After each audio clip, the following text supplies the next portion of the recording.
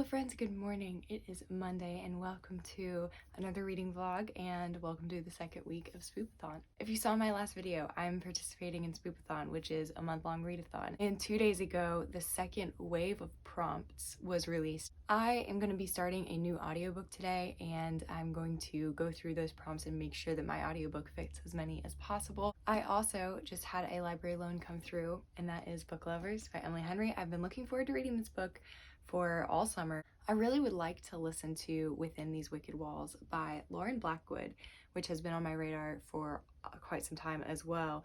And I feel like because it's more of a spooky book, I will be able to use some of the prompts on this. However, I am not really in the mood to read spooky, scary books. And I'm really bummed about that because it's October, obviously.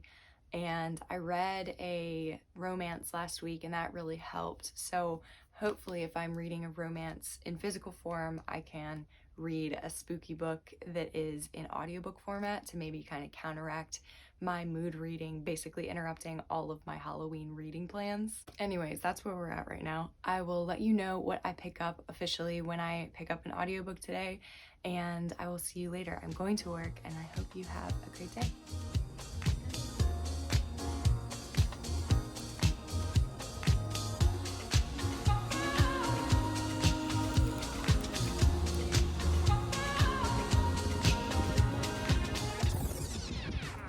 Greetings. Hello. I am back from work. I've got dinner cooked. I wanted to let you know my plans this evening are pretty reading centered, so I don't have any plans other than reading this book right here, Book Lovers. I'm very excited to get a little more into this. I just started it briefly, as you saw on my lunch break today, and I really like it. I like the tone of it. I also wanted to go ahead and let you know that I did start the audiobook for Within These Wicked Walls. This book is gonna hit a lot of the wave prompts for me, which is great because the only one that Book Lovers is gonna hit is the library book one. That's what I get for reading a romance during a horror thriller themed readathon. It follows our main character, Andromeda. She is a young-ish, she's 19 years old. She is like a cleanser. She cleanses places and people of the evil eye. And this is a young adult Jane Eyre retelling that has been on my radar for most of the year, and I'm finally picking it up. I'm so excited to read it.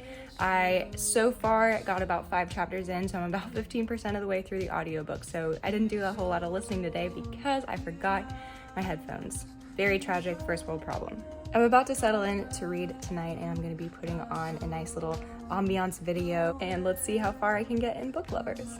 So I'm going to put in my audiobook and start to do some listening because I have some dishes to do and laundry to fold. I really don't want to do it though. I just want to keep reading Book Lovers, but it's got to get done. So let's do it.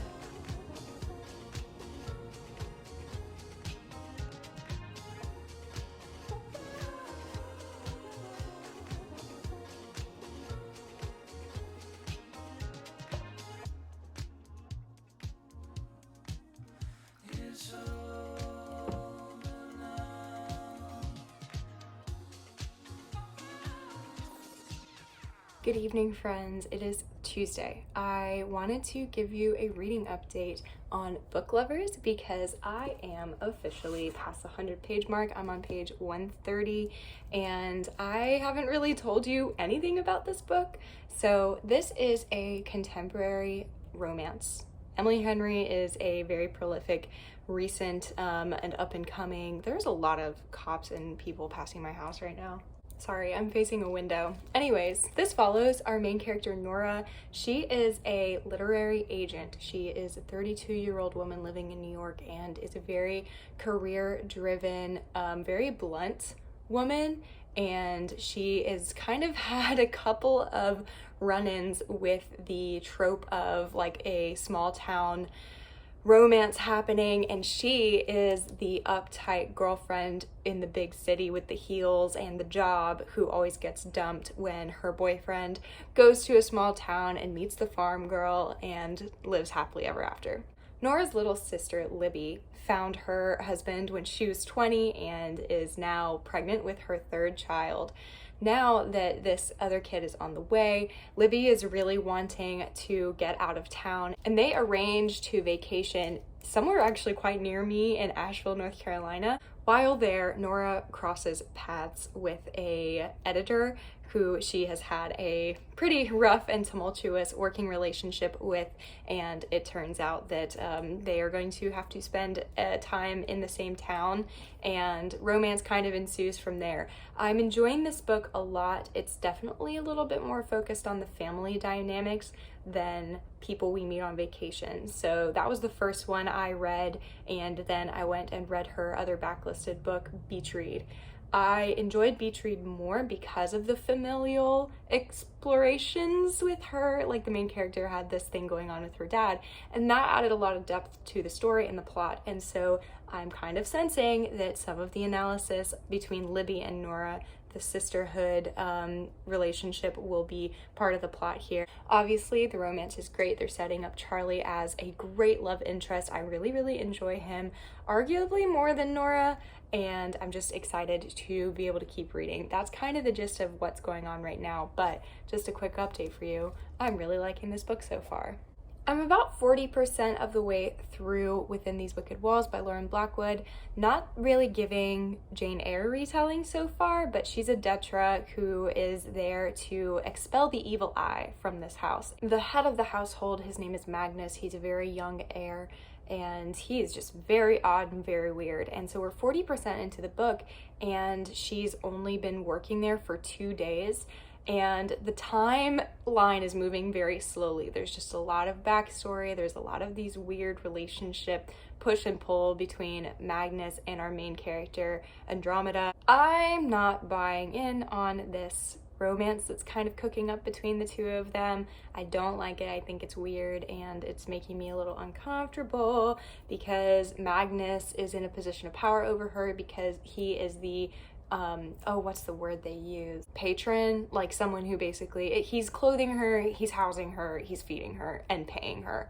And there's just a power imbalance there, and I feel that she has been deprived because of her backstory that we've been given for the first 40% of the book. She's been deprived of a lot of love and affection from authority figures, and I worry that this first kind of like awakening of romance in her is not really from as healthy of a place as she thinks it might be. Maybe that's me just reading into it a little bit too much, but I'm invested in the story of the actual house and how Magnus's father came to be cursed with the evil eye, and he, when his father died, inherited the curse. There have been 11 Detras before Andromeda who have failed to cleanse this house, but I'm not as invested in the romance at the moment. But I will keep you posted on that as I continue. This evening, I have no plans other than being in this house and reading and spending time with Jared, and I will update you when I get more reading done. Hello friends, happy Thursday. I am on my lunch break and have just finished up an errand, and I wanted to let you know that I finished Within These Wicked Walls.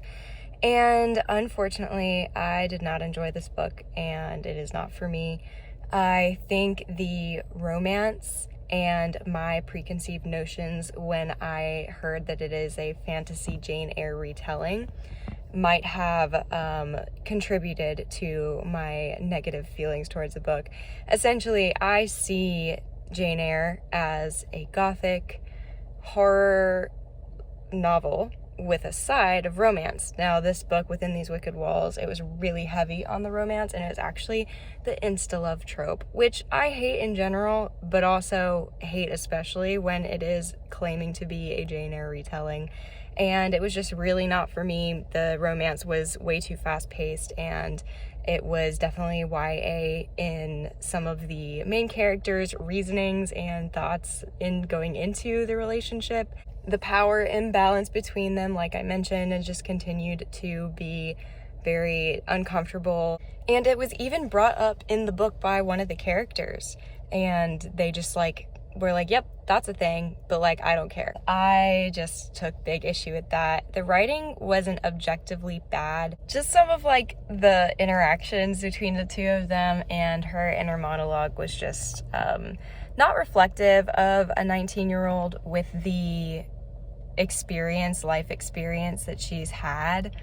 It didn't make sense to me. It was really romance heavy when I thought it would be like gothic horror heavy, and I was really invested in the concept of the book, and in execution it didn't really work for me. So I'm bummed, but moving on, I am going to be picking up What Moves the Dead today by T. Kingfisher, which is another retelling, just a week of retellings, but it's a retelling of The Fall of the House of Usher by Edgar Allan Poe. I haven't heard like impeccable, amazing things about it yet, but I'm gonna give it a try. Friends, it is the end of the weekend and I am here to wrap up this vlog.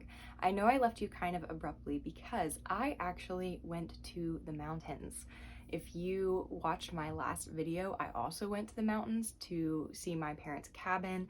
This weekend, we went and did an actual camping trip and backpacked into a campsite. Needless to say, it's Sunday night, I'm tired. I only have one reading update for you, and that is for What Moves the Dead by T. Kingfisher. I read this book in like one sitting and listened to the audiobook. We follow our main character who's a soldier, and the soldier receives a letter asking them to come to the mansion. This is a novella. It is 176 pages. I would like to, for this one, reserve the right to give you no more information other than that. Because it is a novella, the plot moves relatively quickly, but this book was so good. I gave this 4 stars. It was my first T. Kingfisher, but oh my goodness, there was just such an eeriness and a stillness about this book. Again, it is a Fall of the House of Usher retelling by Edgar Allan Poe, which is a very famous horror story.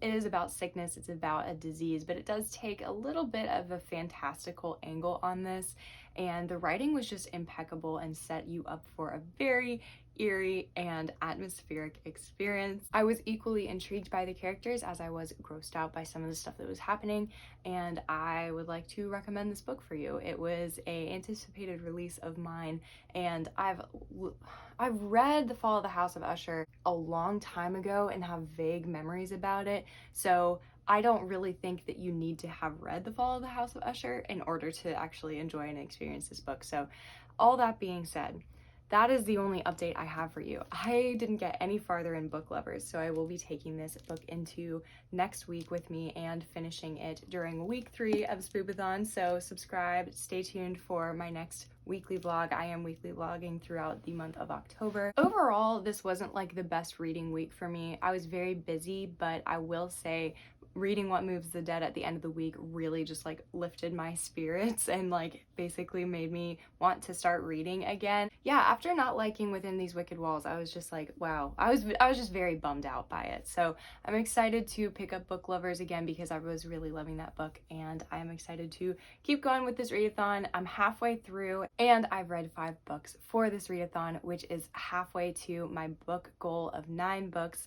And yeah, all I need to do is hop on some sprints and collect the points for those tiles, and then I'm on to the next wave.